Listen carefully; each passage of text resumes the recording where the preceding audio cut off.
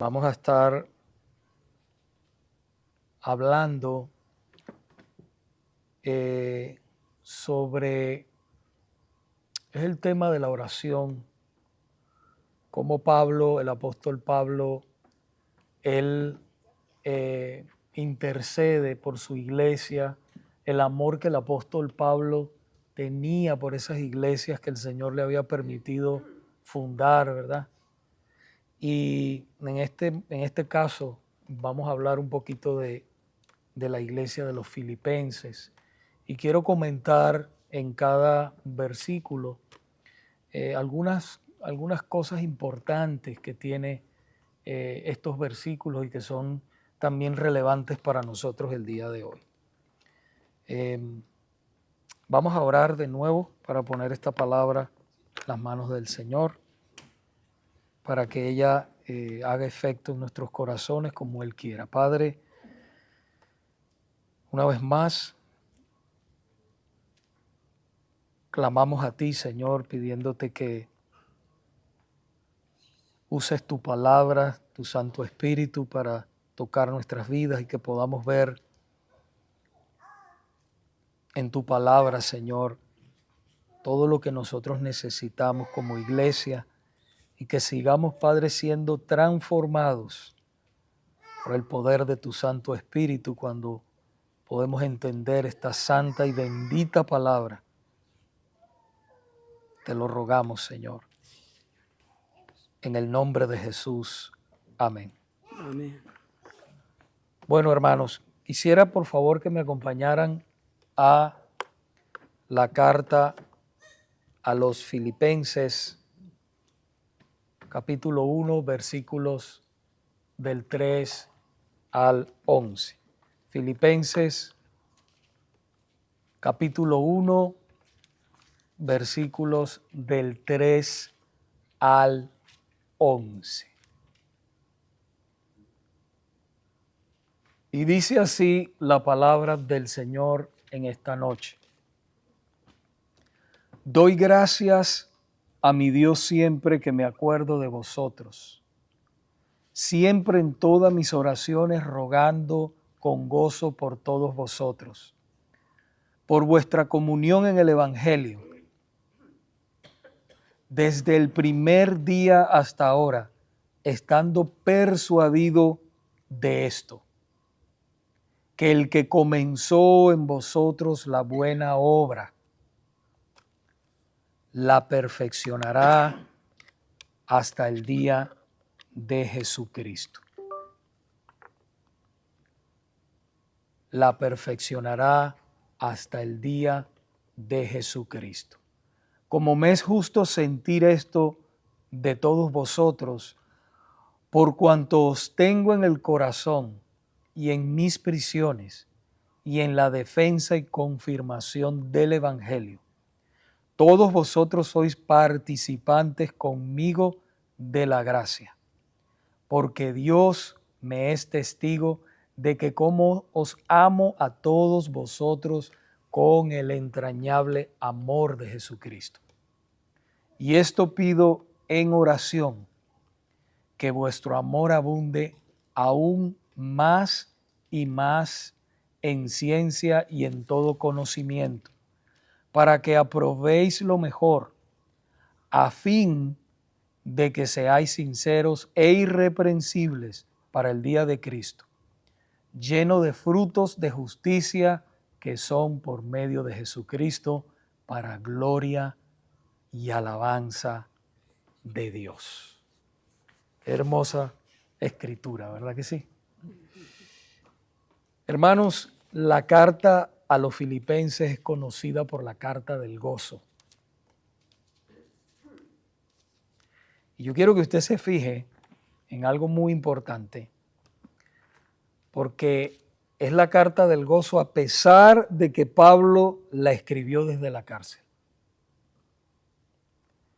Y las cárceles, si usted investiga un poco la historia, la cárcel donde estaba Pablo no eran ni siquiera, bueno, cárcel es cárcel, yo sé, pero no era lo que hoy en día conocemos como una cárcel.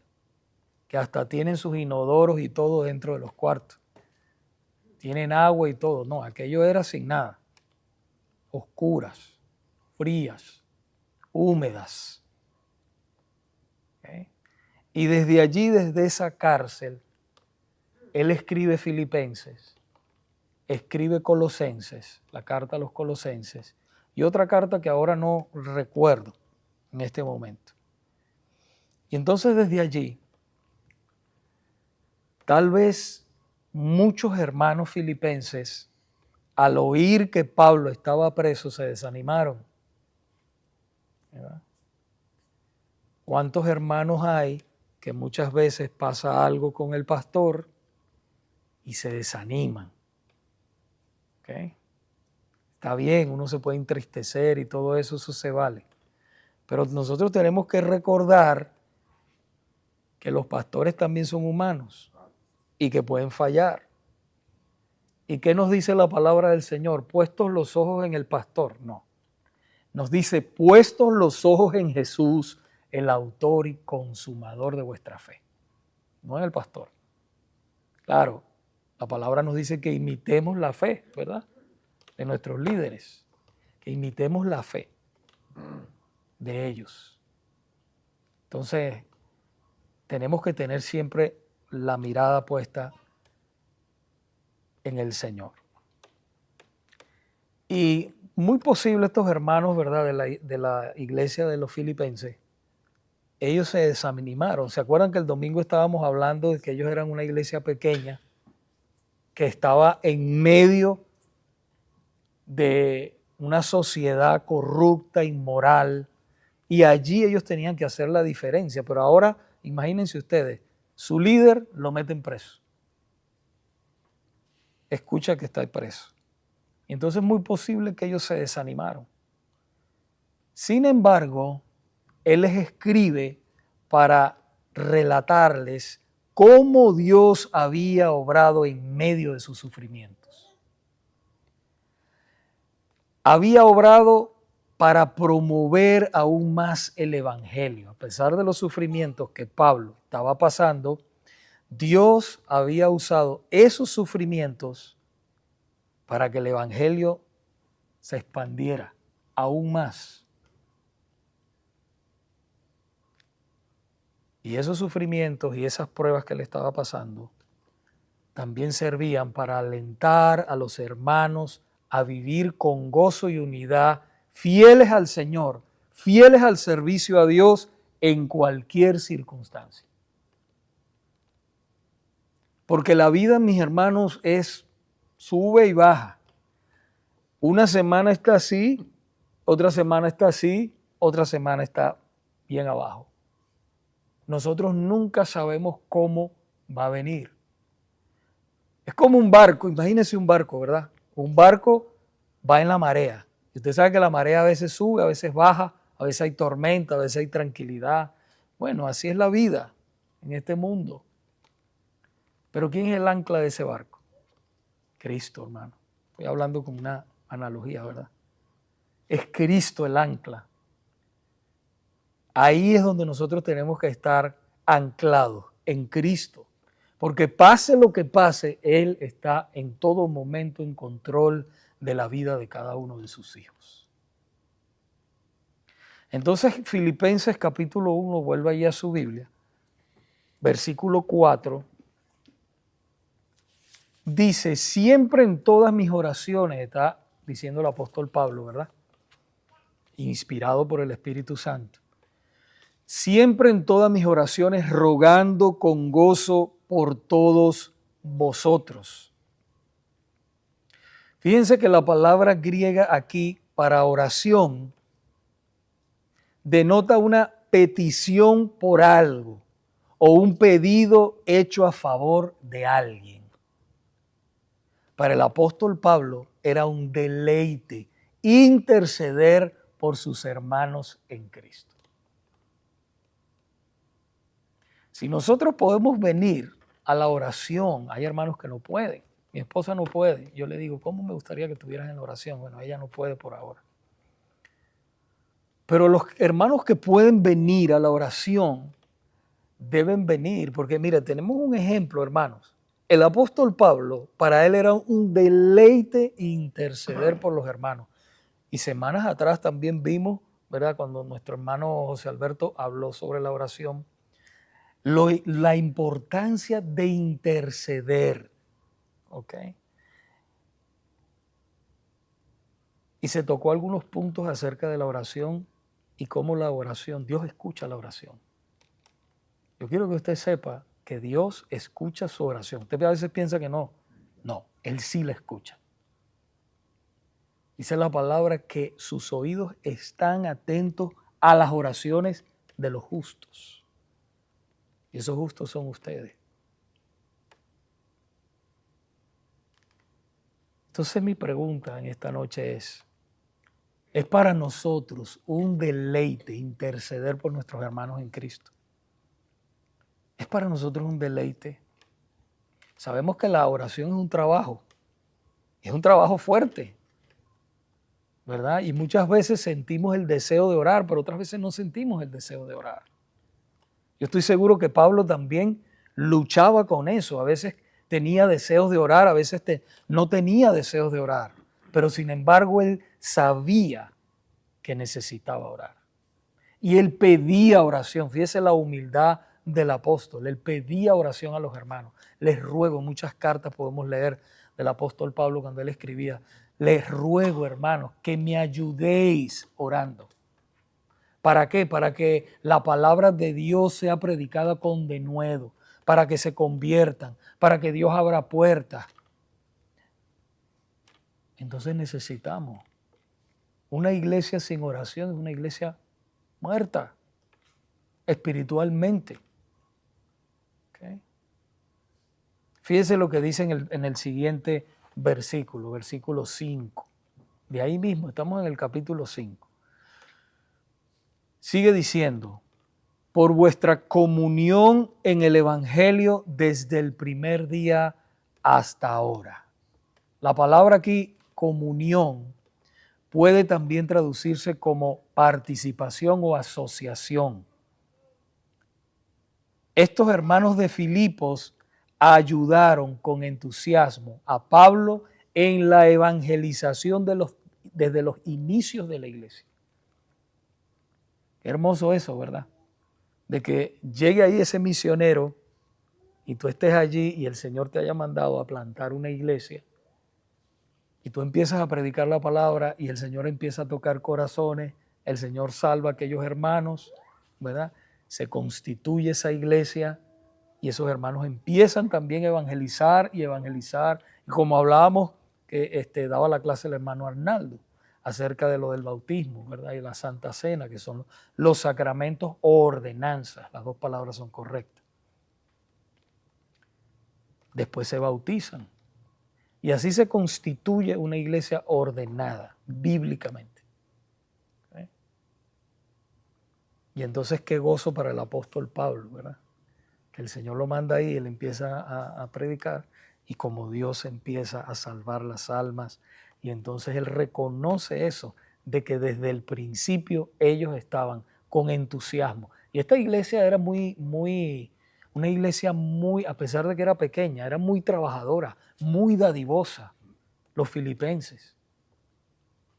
Inclusive cuando Pablo, lo vamos a ver un poquitico más adelante, cuando Pablo estaba preso, ellos le mandaban dinero, ellos iban y le ayudaban, estando preso. Es una iglesia de amor también, lo vamos a ver para ahora un poquito más adelante.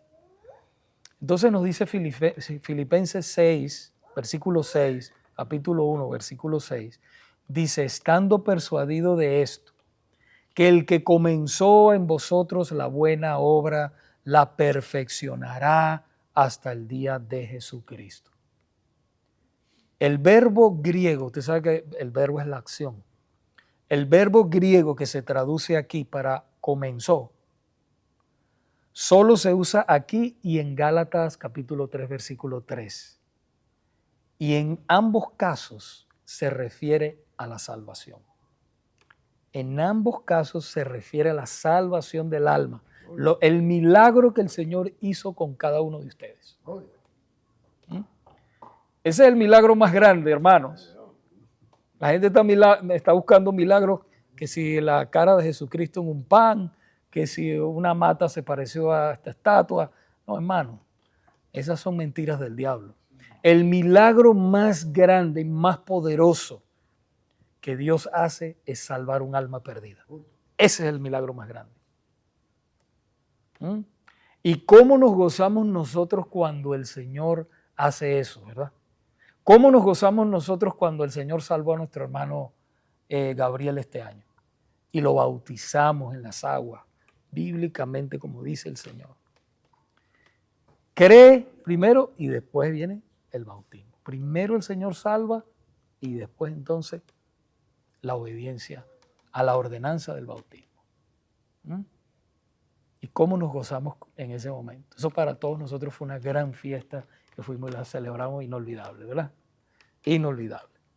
Entonces, hermanos, cuando Dios comienza una obra de salvación, yo quiero que usted escuche esto. Cuando Dios comienza una obra de salvación en alguien, Él termina y perfecciona esa obra. Eso es lo que nos está diciendo aquí.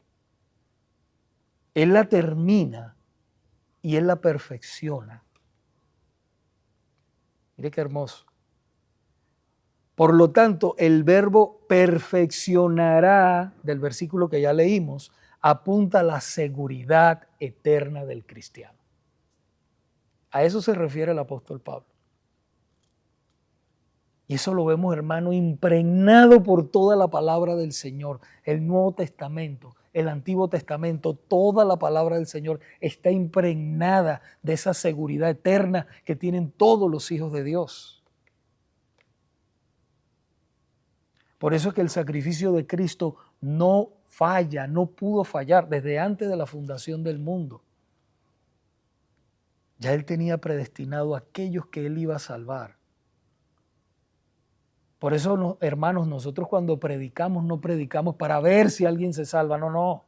Nosotros predicamos con la plena seguridad, la certeza de que el Señor va a salvar a aquellos. Pero asimismo, como Él ha dado el fin es la salvación, también los medios. ¿Y los medios cuáles son? La predicación de la palabra y la oración, hermanos. Esos son los medios. Y esa es la responsabilidad de nosotros. Fíjese lo que dice el Señor en en el Evangelio de Juan capítulo 6, versículo 40. Juan capítulo 6, versículo 40. Jesús nos dice: y esta es la voluntad del que me ha enviado, que todo aquel que ve al Hijo y cree en Él tenga vida eterna, y yo le resucitaré en el día postrero.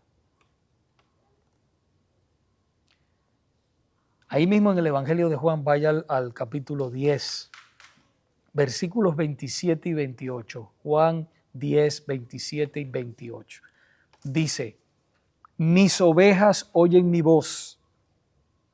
¿Quiénes oyen su voz? Sus ovejas. Por eso a veces se predica y la gente da la espalda.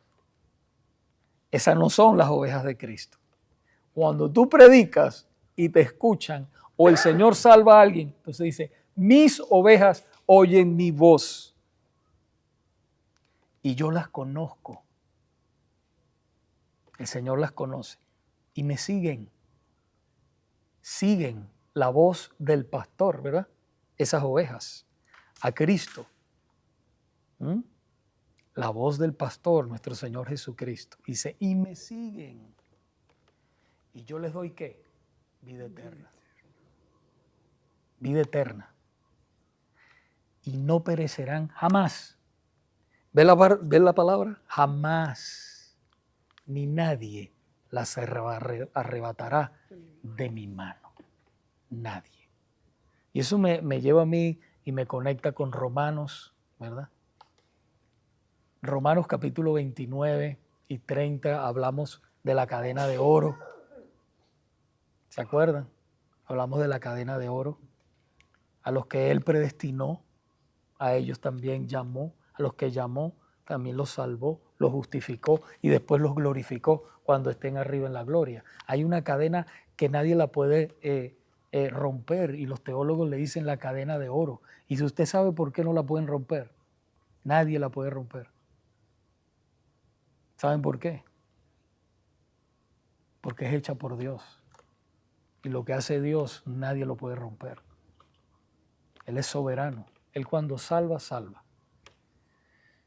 Y después si seguimos leyendo un poco más adelante en el libro de Romanos, 32, 33, 34. ¿Se acuerdan? ¿Quién nos separará del amor de Cristo? Tribulación, angustia, espada, desnudez, peligro, como está escrito. Por causa de ti, Señor, somos todo el tiempo muertos, llevados como ovejas al matadero. Antes bien, de estas cosas somos más que vencedores por por Cristo Jesús que nos salvó. Por lo cual estoy seguro de que ni la muerte, ni la vida, ni ángeles, ni principados, ni ninguna cosa creada nos podrá separar del amor de Dios que es en Cristo Jesús. O sea, nada nos podrá separar de las manos de nuestro Señor. Volviendo a la carta de Filipenses capítulo 1, versículo 7. Continúa diciendo: como me es justo sentir esto de todos vosotros, por cuanto os tengo en el corazón, y en mis prisiones y en la defensa y confirmación del Evangelio. Todos vosotros sois participantes conmigo de la gracia. Y esa es la palabra corazón. La palabra corazón en la Biblia se refiere al centro de los pensamientos y los sentimientos del ser humano. No el corazón de carne, no. Son los pensamientos, los sentimientos del ser humano. Mire lo que dice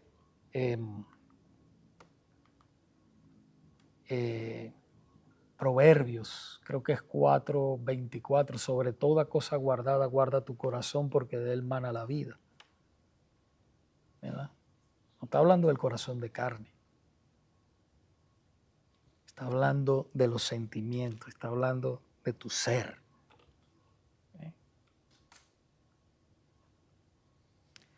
Pablo tenía a sus hermanos en Cristo en el corazón. Los amaba hasta el punto de dar la vida por ellos. ¿Se acuerda cuando Cristo dijo: ninguno tiene más amor que este, que uno ponga su vida por sus amigos? Vosotros sois mis amigos, si hacéis lo que yo os mando, dijo el Señor. Entonces dice la palabra que tal vez uno de nosotros puede dar la vida por alguien, por algún hermano. Mas Dios muestra su amor en que siendo nosotros aún pecadores, Cristo murió por nosotros. Entonces es amor eterno, amor perfecto de Dios. Pero el apóstol Pablo tenía esa intención al punto de que él sabía lo que estaba haciendo. El apóstol Pablo lo había dejado todo, hermanos, por servir al Señor. El apóstol Pablo no era cualquier persona, no era una persona común y corriente. Se estima que él tenía, si hablamos de estudios, tenía por lo menos 2 doctorados. O sea, era un hombre bien preparado. Era un hombre rico antes de ser cristiano. Era un hombre rico, un hombre pudiente, pertenecía a la secta de los fariseos. Un hombre preparado y tenía reputación, tenía posición social. Sin embargo, él dice: todo eso lo tengo por basura, por ganar a Cristo y ser hallado en Él. Hemos llegado nosotros a ese punto. Hemos nosotros verdaderamente llegado al punto de entender la grandeza del Evangelio y decir: me estoy olvidando de mí para ser cada día más de Cristo. No quiere decir que usted no tenga anhelos correctos, ¿no? Pero si esos anhelos no concuerdan con el Señor, con los deseos que Él tiene para su vida, hay que echarlos a un lado. Hay que echarlos a un lado. El precio que Cristo pagó por nosotros fue demasiado grande. Fue un precio de sangre. Nosotros jamás podremos pagarle al Señor lo que Él ha hecho por nosotros. Lo único que nosotros podemos hacer, hermanos, es ser obedientes y agradecidos.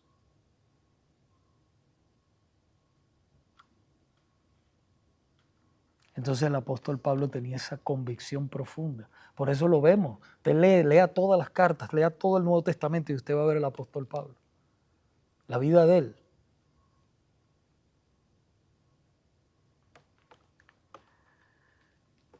Este versículo que acabamos de leer se refiere al juicio, a la fase del primer juicio del apóstol Pablo en Roma por predicar el Evangelio. Él estaba, fíjese una cosa, hermano, si alguno de nosotros fuera a llegar a caer preso, que sea por predicar el Evangelio. Que sea por predicar el Evangelio. Pablo estaba preso por predicar a Cristo. Ese era el único cargo que él tenía, por predicar a Cristo. Pero a pesar de todo lo que le estaba pasando, Dios estaba con él. Qué hermoso es que donde quiera que tú estés, pasando cualquier cosa que estés pasando, tú sepas que Dios está contigo.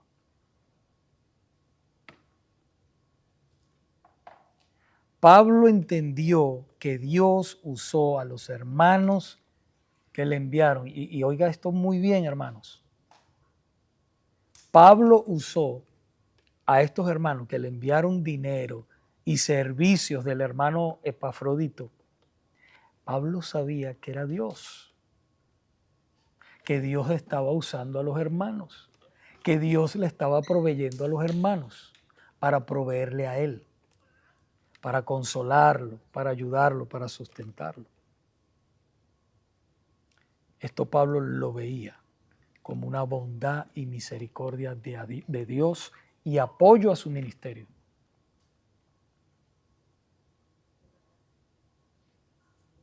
Todo lo que nosotros estamos viviendo hoy aquí, en este lugar, es Dios.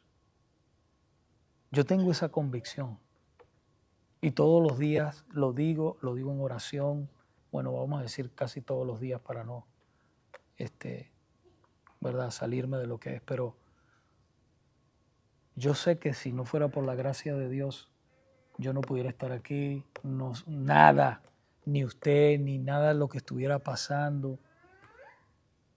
Es Dios, proveyendo cada cosa, hermano.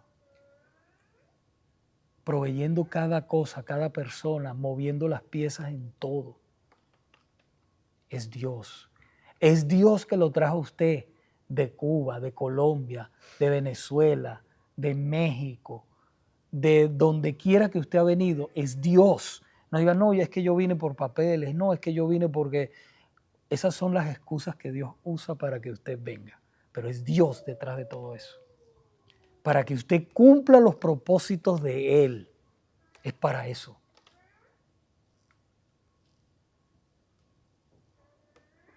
Fíjese lo que dice el Salmo 118, versículo 7.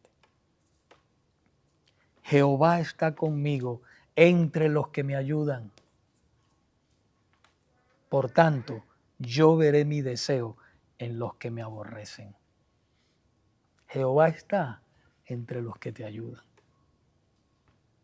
Usted no ha visto que usted se mueve a un lugar y pasan cosas y usted no sabe ni cómo va a ser y está en los momentos más difíciles y usted ve que el Señor le brinda ayuda y usted sabe que es Dios porque Él se lo deja saber. En su corazón Él sabe. Tú dices, no me preguntes cómo, pero tú sabes que es Él. Tú lo sabes, que es Dios. Filipenses capítulo 1, versículo 8. Y vamos a comentar hasta el 11, hermanos. Sigue diciendo, porque Dios me es testigo de cómo os amo a todos vosotros con el entrañable amor de Jesucristo. Pablo aquí se refiere a un amor puro y desinteresado por sus hermanos. Él no le interesaba el dinero de sus hermanos. Él no le interesaba nada de sus hermanos, sino que los amaba. Lo que le interesaba era que ellos crecieran, que conocieran a Cristo, que Cristo fuera formado en ellos.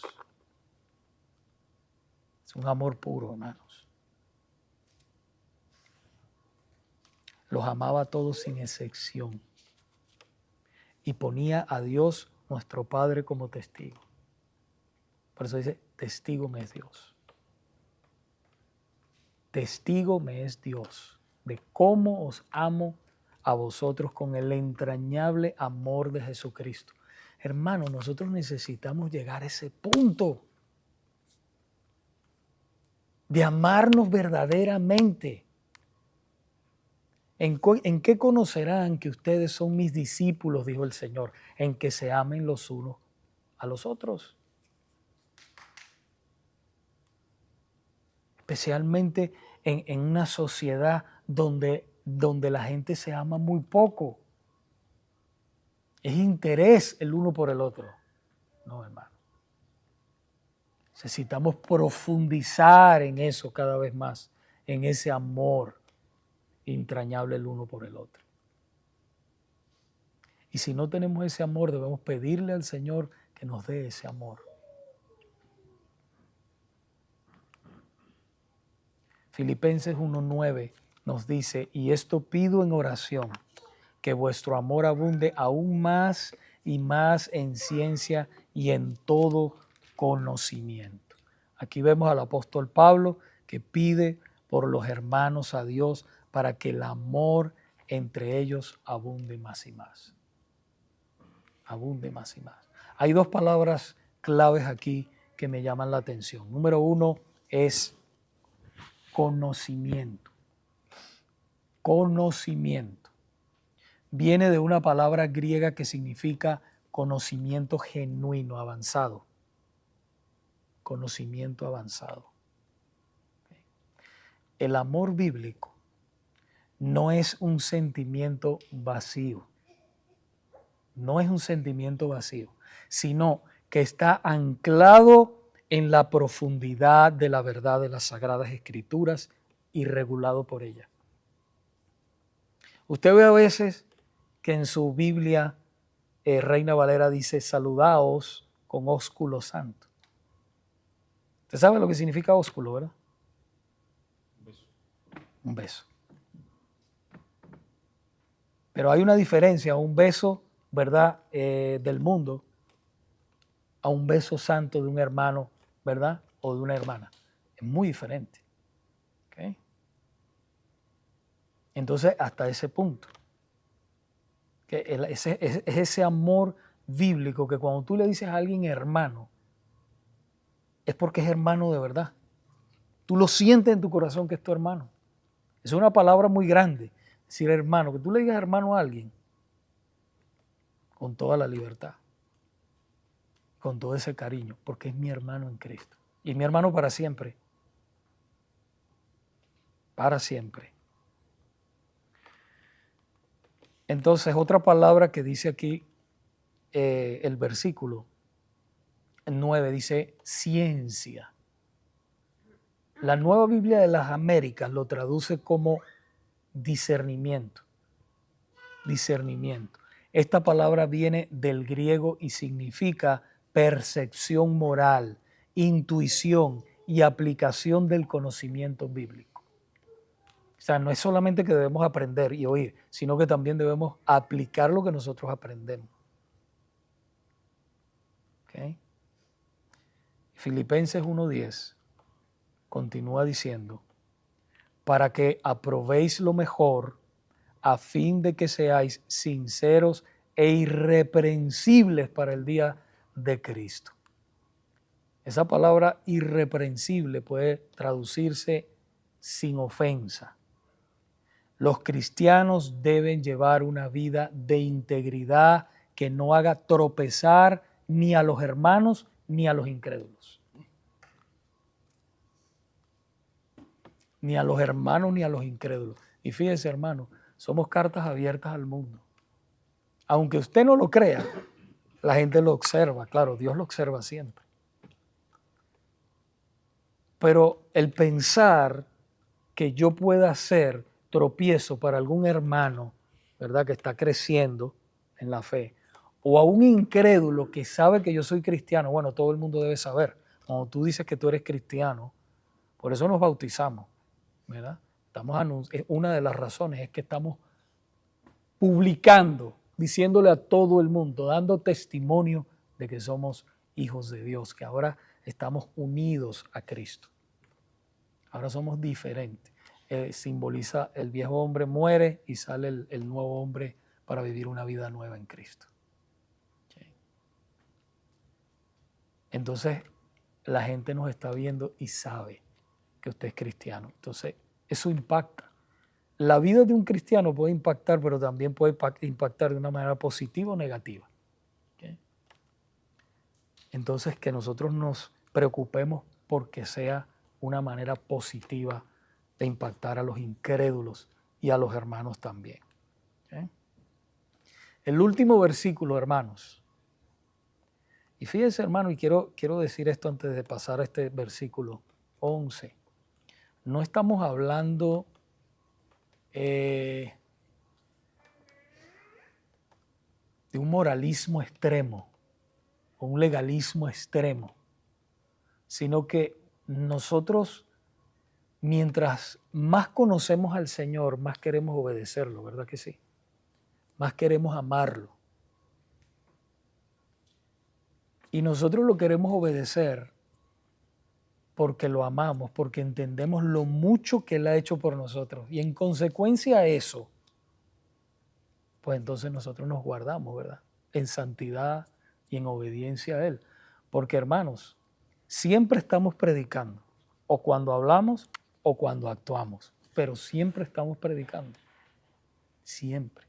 La gente nos observa en todo momento. Entonces solamente tomar conciencia, porque usted dice, pastor, pero es que no, es que el Señor entonces me va a rechazar, me va a mandar al infierno. Jamás. Siempre hemos estado hablando y lo acabamos de decir ahora otra vez. Su salvación es segura.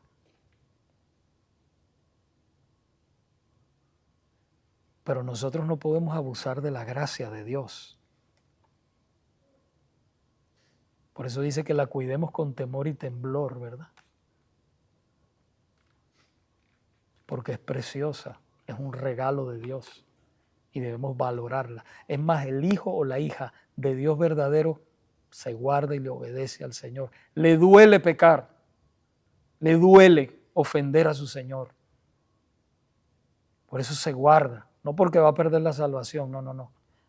Hay personas que andan con miedo, no, hermano, el Hijo de Dios no anda con miedo, al contrario.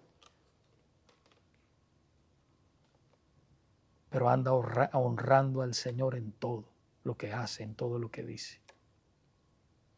Filipenses 1:11 nos dice, llenos de fruto de justicia que son por medio de Jesucristo para gloria y alabanza de Dios. Llenos de fruto de justicia. Esto es lo que el Espíritu Santo produce en los creyentes que lo buscan y se someten a su voluntad. El Espíritu Santo produce eso. Por eso el apóstol Pablo, ¿verdad?, dice, sean llenos del Espíritu. No apaguéis al Espíritu con el cual fuisteis sellados, ¿verdad? Y la consecuencia de eso es ser llenos de los frutos del Espíritu. ¿Cuáles son esos frutos del Espíritu? Vamos a Gálatas capítulo 5, ya estamos terminando. Gálatas capítulo 5, versículos 22 y 23.